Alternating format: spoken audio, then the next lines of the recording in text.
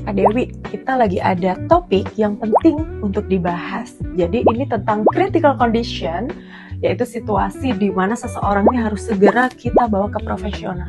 Karena jika tidak, itu akan berbahaya untuk dirinya. Benar sih, ini memang penting banget untuk kita bahas, apalagi sudah semakin banyak ya di media itu disebutkan atau diberitakan tentang kejadian-kejadian yang kita tidak harapkan gitu.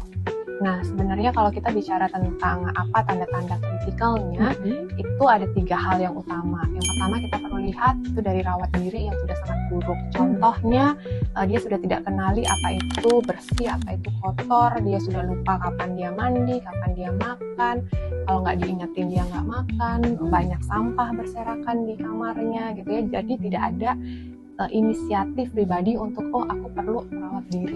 Itu yang pertama. Yang kedua adalah adanya tindakan-tindakan yang beresiko yang dia lakukan, entah itu membahayakan atau melukai diri sendiri atau mungkin membahayakan orang lain. Yang ini perlu kita cermati.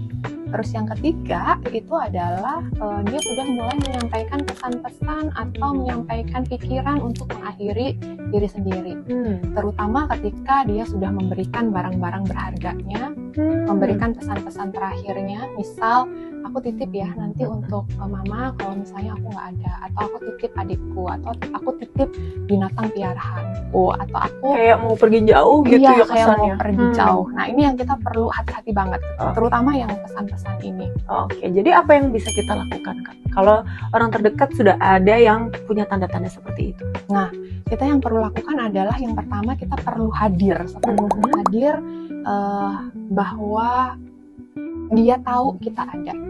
Kita mungkin bisa coba tanyakan, ada apa sih sebenarnya, apa yang terjadi sama dia. Tapi mungkin rata-rata dari mereka nggak cukup terbuka untuk mau menjelaskan ada apa atau apa yang mereka rasakan.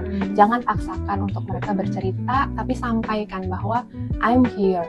Kapanpun yang kamu butuh, aku ada di sini. Dan secara berkala kita bisa tanya, gimana hari ini, gimana perasaanmu hari ini, ada keluhan apa, ada sakitkah di bagian mana, apa yang aku bisa bantu. Silakan tanyakan terus.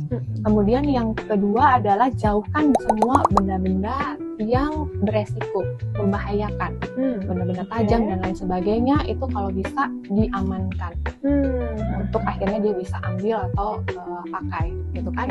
Yang ketiga adalah segera untuk dibawa ke profesional atau dibawa ke fasilitas kesehatan lainnya. Oke, jadi aku setuju sih kalau kita semua kan tentunya punya rutinitas dan punya kesibukan. Nah, nggak semua akan available pada saat dia dalam kondisi terdesak gitu, yang kritis gitu ya.